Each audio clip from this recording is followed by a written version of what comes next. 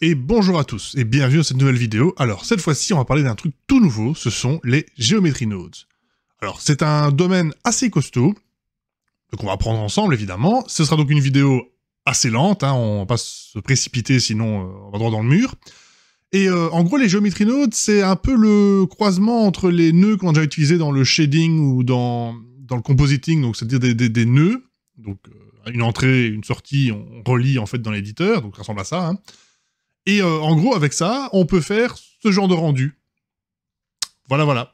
On se retrouve tout de suite.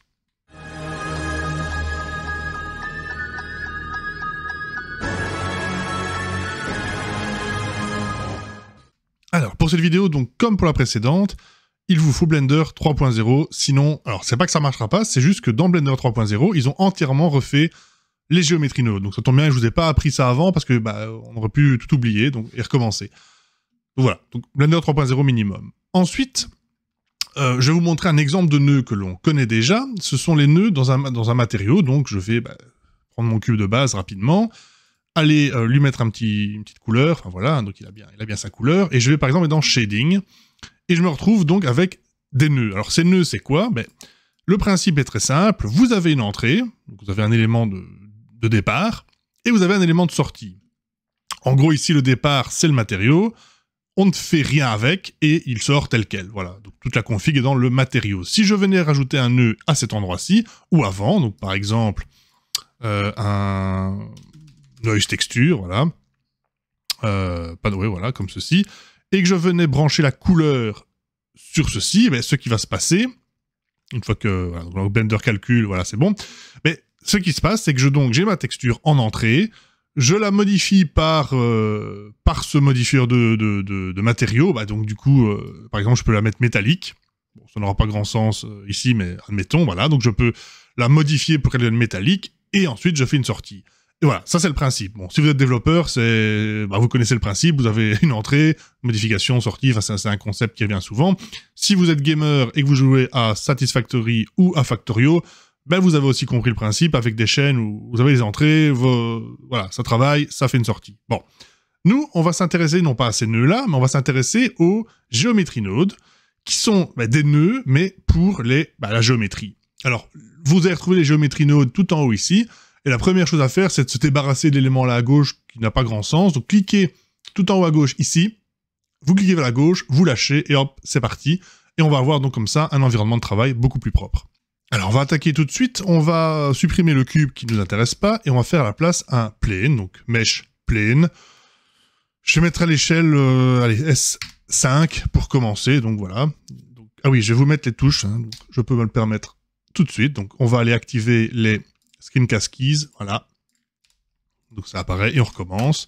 Donc, je refais mon plane, Shift A, plane, S5. Alors, vous ne voyez pas le 5, mais bon, ça c'est pas de ma faute, c'est Blender. Donc, la touche 5. Et voilà, vous avez donc agrandi. Si pas, vous faites scale et peu importe, la taille ne doit pas être un multiple de 5. Hein, je voulais juste agrandir rapidement. Alors, je vais maintenant aller dans les modifieurs, parce que les Geometry Nodes sont des modifieurs. Donc, modifieur, add modifieur, Geometry Node. Et en cliquant donc dans ma vue Geometry Node, je vois bien qu'il y a par défaut un modifieur qui prend la géométrie. Donc, la géométrie, c'est ce que vous voyez, c'est votre objet. Hein, donc, qui prend la géométrie, ne fait rien avec et la sort. Moralité, vous avez un plane et ça reste un plane.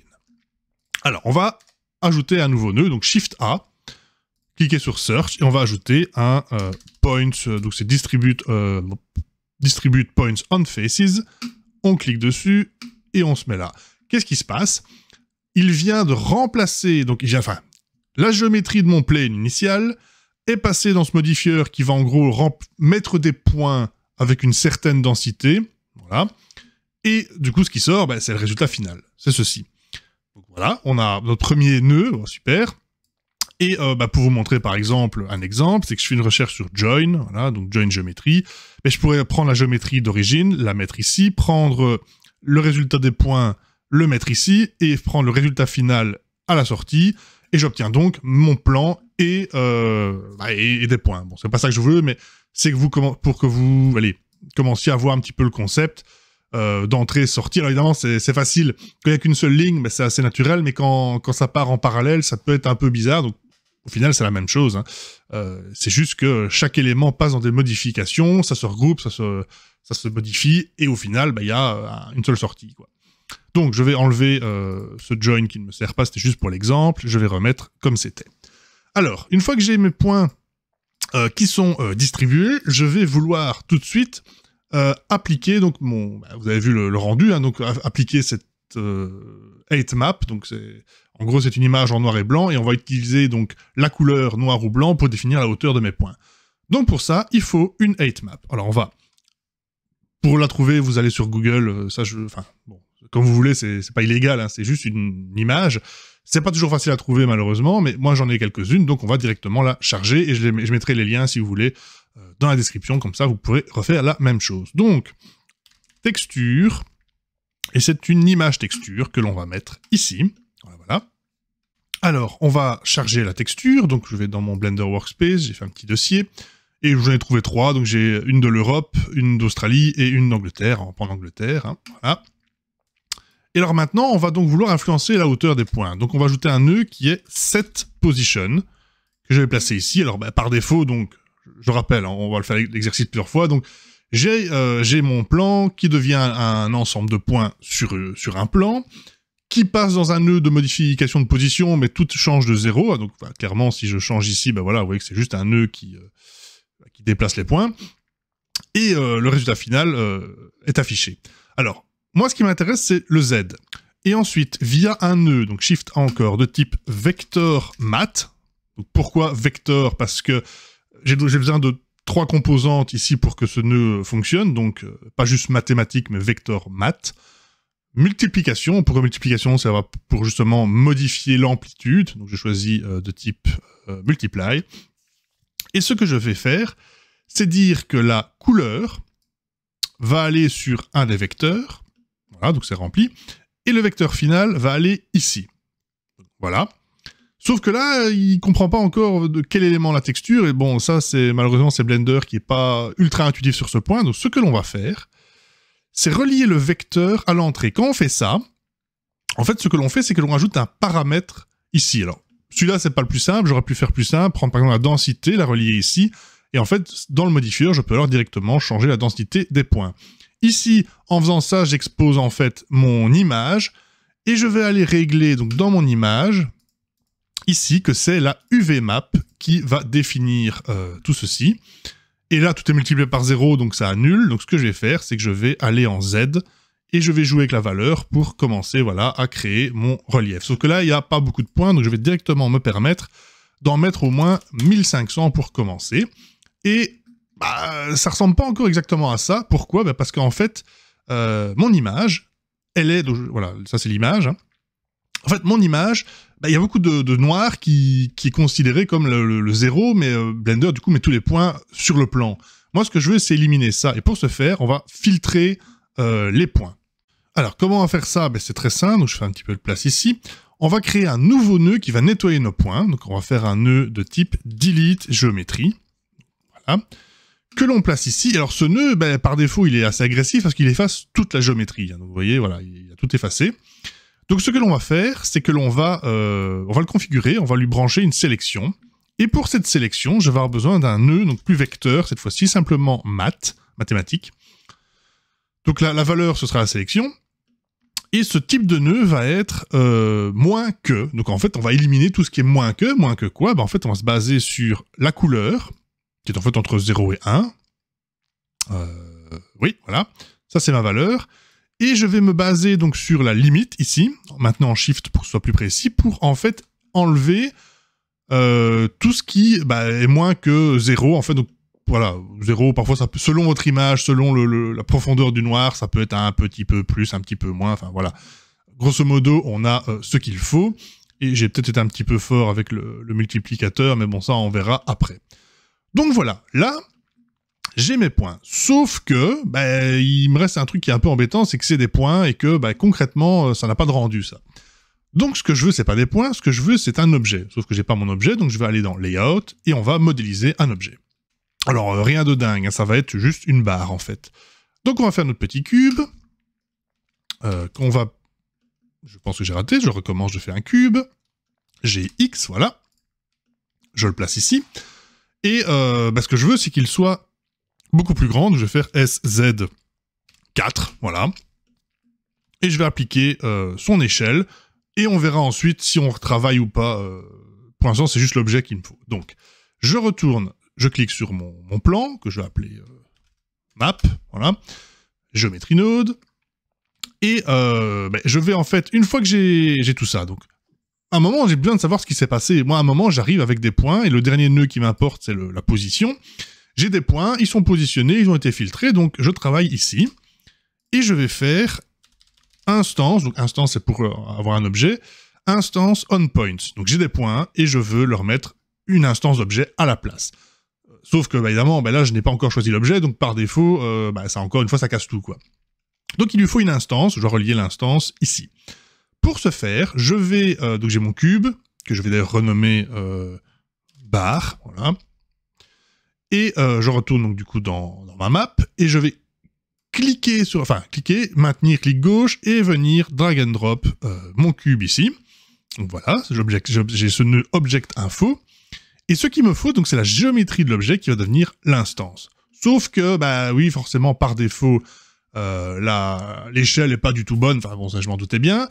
Donc on va travailler cette échelle, et pour ce faire, on peut maintenir Shift, sélectionner donc en maintenant clic gauche tout ceci, et on va mettre une autre valeur, on va mettre par exemple 0.1.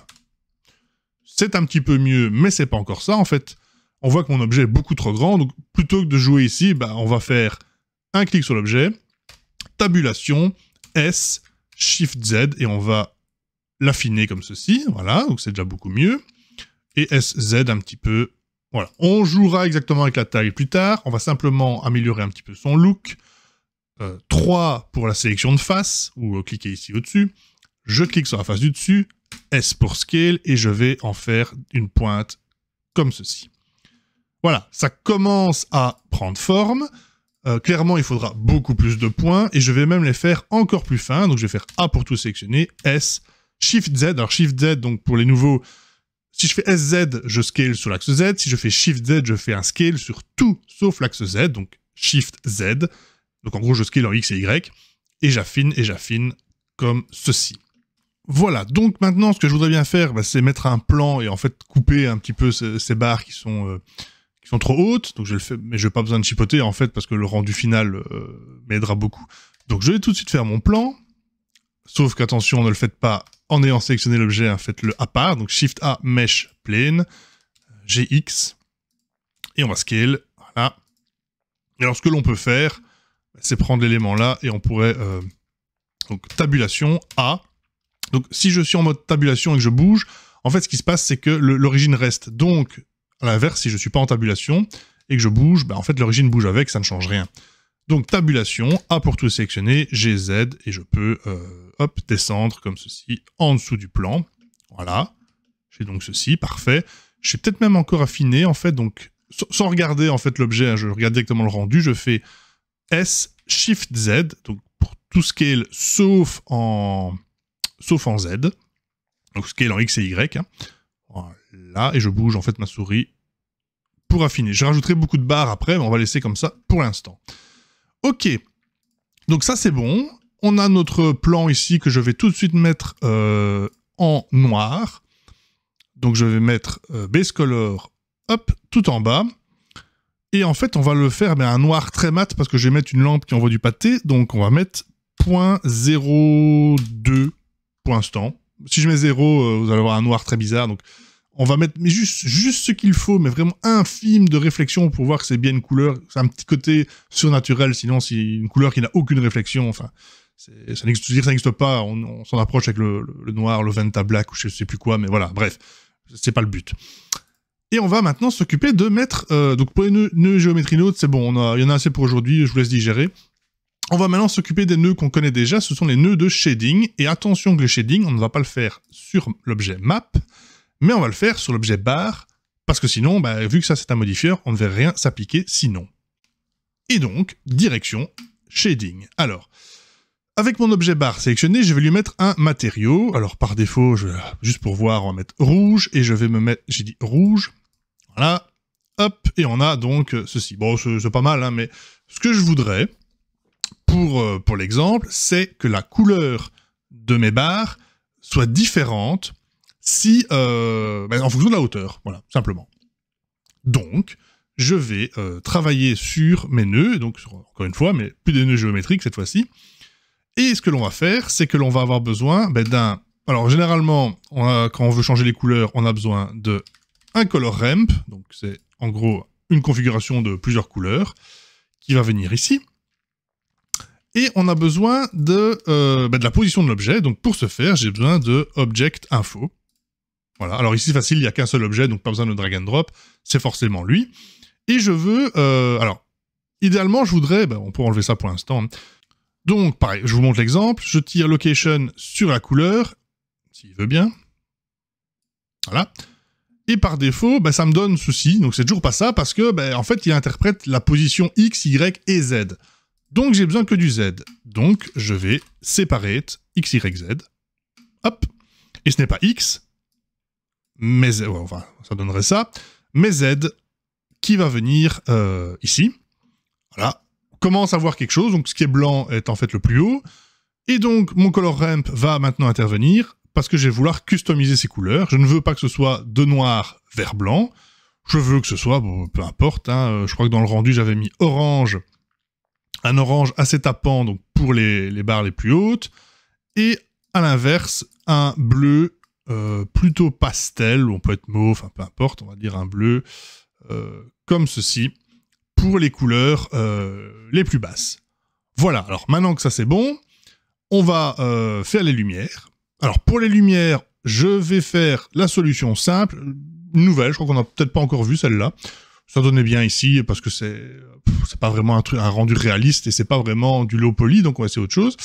On va aller dans les configs dans le monde, et on va non pas mettre un environnement texture, mais un sky texture. Ce sky texture ne fonctionne pas en Eevee, donc on va tout de suite changer le rendu. De Eevee vers Cycles, de CPU, donc de processeur, vers GPU, carte graphique. Enfin, en tout cas, moi ça va plus vite comme ça, beaucoup plus vite. Et donc voilà, on peut retourner les options de notre monde. On va voir un petit peu le rendu. Et alors par défaut, ça envoie un bon projecteur. Donc là, en gros, il va falloir un petit peu configurer au feeling. Moi, je voulais un petit peu diminuer l'intensité du soleil, on va mettre 0.75 par exemple, et l'élévation, j'avais mis 45 degrés pour que les ombres soient un petit peu moins violentes. Et en fait c'est fini, il n'y a plus qu'à appuyer sur F12 et je vous montre le rendu que ça donne. Non, attendez, il manque la caméra. Alors pour la caméra, on va le faire en cette vue-là pour que ça rame un petit peu moins. Donc pour la caméra, par défaut, elle est là. Donc moi, ce que je veux, c'est la placer... Attendez, on va se mettre en vue layout, on verra mieux. Donc la placer à peu près comme ceci. Donc je me mets à peu près comme je veux. CTRL-ALT-0. Raté. G sur la caméra pour déplacer. Donc G, et j'enfonce la roulette et je recule avec ma souris pour la déplacer vers l'arrière. Voilà, et puis ensuite, je fais juste G pour me mettre un petit peu comme ça. On va dire que c'est correct. Et j'avais dit aussi que j'augmenterais le nombre. Donc on va aller ici et on va exploser à 15 000 ou 10 000. On va mettre 10 000. Voilà. Je vais peut-être affiner d'ici le rendu final, mais voilà. On a donc ça. Donc je peux faire un aperçu rapide. Ok. Et si pas, je peux faire un aperçu, mais là, ma carte graphique prend plus cher. Ça me semble pas mal. Je vais donc faire mon rendu.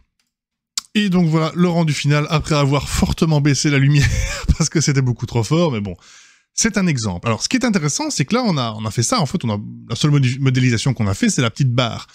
Par conséquent, je peux tout à fait retourner dans mon modifieur, donc sur Map, dans Geometry Node, et dire, ouais, mais en fait, c'était pas l'Angleterre que je voulais. Ce que je voulais, c'était, qu'est-ce que j'ai d'autre? Je crois que j'ai l'Europe. Donc, on peut mettre l'Europe. Hop, voilà. Alors attention que selon, il va peut-être falloir retravailler sur le seuil ici, hein, donc pour voilà, mais non, ça me semble bien. Donc hop, ici j'ai l'Europe avec son altitude, donc hop.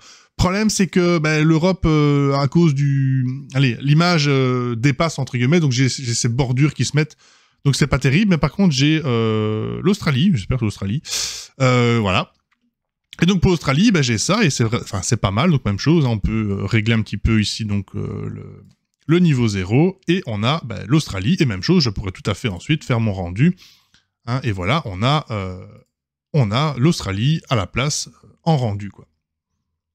Donc voilà. ben, je pense que vous avez vu que les géométries Node, ça peut être assez costaud. En gros, il n'y a pas de magie, il faut en connaître 2-3 pour commencer à les brancher les uns avec les autres. Mais par contre, c'est extrêmement puissant.